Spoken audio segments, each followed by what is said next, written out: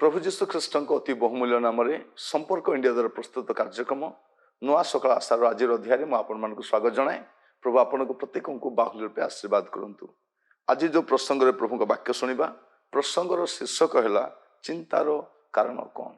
गोटे प्रश्न चिन्ह, चिंतार कारण कौन? आप कौन पाई चिंता करते?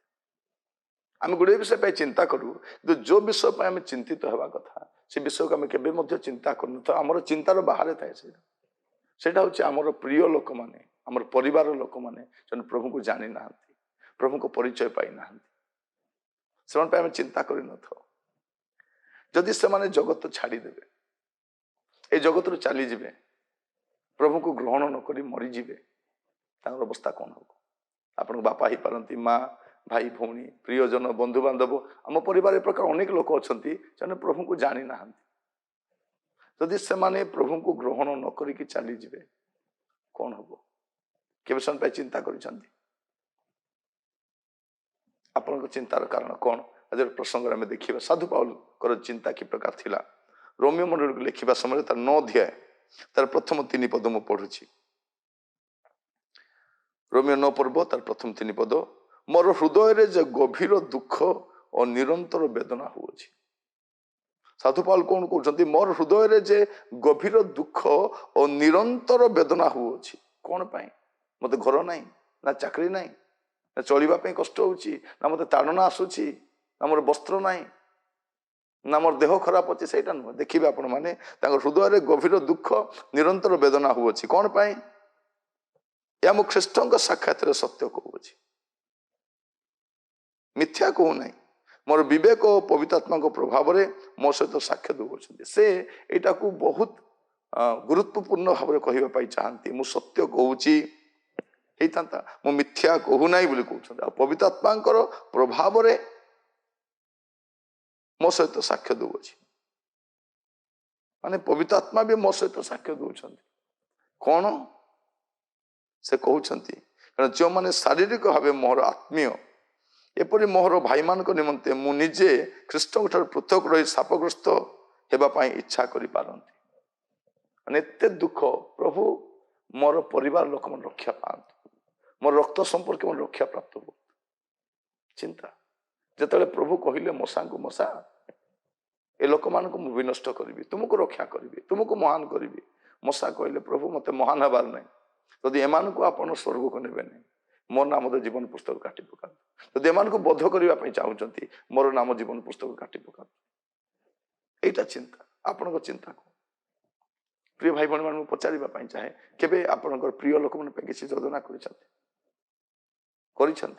बेले बेले आम कौन करूँ? आम एनिवर्सरी सेलिब्रेट करूँ, बर्थडे सेलिब्रेट करूँ, क्रिसमस सेलिब्रेट करूँ, विशेष ओकेजन करूँ। प्रभु को दास मान को डाकतु आ सुसमाचार शुणातु। आपण प्रार्थना डायरी रे से ना रहा दरकार। आप नियमित प्रार्थना करने दरकार अश्रुपात सहित। आप जो फास्टिंग प्रेयर कर निजपाई गाड़ी मागुंट, निजपाई घर मागुंट, चाकरी मागुंट, प्रमोशन मागुंट, छुआ पिला मागुंट, आवश्यकता मागुंट, यहाँ भी मागंतु। प्रभु से भी रक्षा प्राप्त हूँ। कारण आमर चिंतार से न था, आम चिंतार बाहर से गले जातु नरक को, मोर किसी जाए आसे मरबे से यहीटा आम कही था। आम बहुत सस्तार कहीदे। प्रिय भाई भाई मान पचारे चाहे आपण मान को यह ठीक विषय नुह, यह ठीक विषय नुह। चिंतार कारण कौन? ए प्रसंग में मुझे चिंता करूँ से कौन करें आप को सुसमाचार शुणेगा।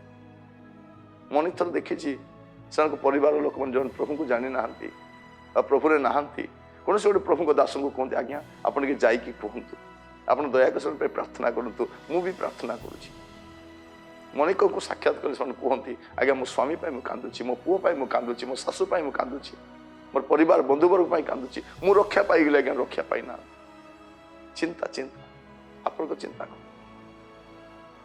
चिंता कर प्रिय भाई भौणी मैंने प्रभु आम अनुग्रह करूँ आमर परिवार आम ग्रामर आमर प्रिय लोक मैंने अनेक प्रभु को जानी ना से किए चिंता करें आपन जदि मध्यस्थ प्रार्थना करेंगे केमती रक्षा पाइबे से जदि आम प्रार्थना करवा ना प्रभुकर फाट स्थान को जीवा ना आम गुहारी करवा ना क्रंदन करवा ना किए से कह आम आराम अच्छु आम भल अच्छु आम चर्च जाऊँ कि अन्य देखो आमर क्रिसमस कैरल देखिए जदि आप आमर पिला भर्ती था और यूथ मीटिंग आम भर्ती था गॉस्पेल प्रोग्राम आम ही था प्रथम चेयर रु लास्ट चेयर जाए आम बस था गॉस्पेल आउ केते सुनिबे प्रिय भाई भौणी मान कहवाई चाहे आज गोटे सुजोग अच्छी से चिंता करूँ से अनंत काल नष्ट होगा पूर्व से अनंत काल सर्वनाश होगा पूर्व आम पाखे सुजोग अच्छी प्रार्थना करवा आज प्रार्थना करवा कि आसतु चक्षु बंद करवा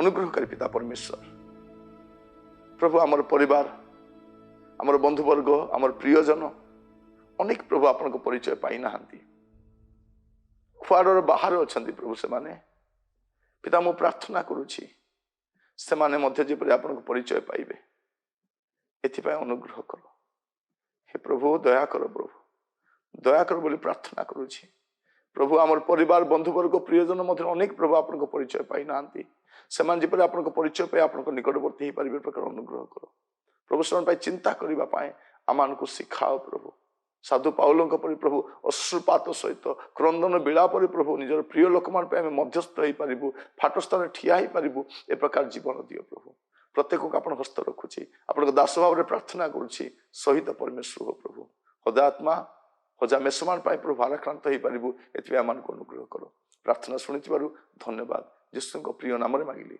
आमेन आमेन प्रभु आपण मान प्रत्येक को बाहुल्य रूपे आशीर्वाद करंतु आसंता काली नुआ अध्याय नुआ सकाल जड़ित होगा से पर्यंत विदाई दिंतु प्रभु रुहतु नमस्कार।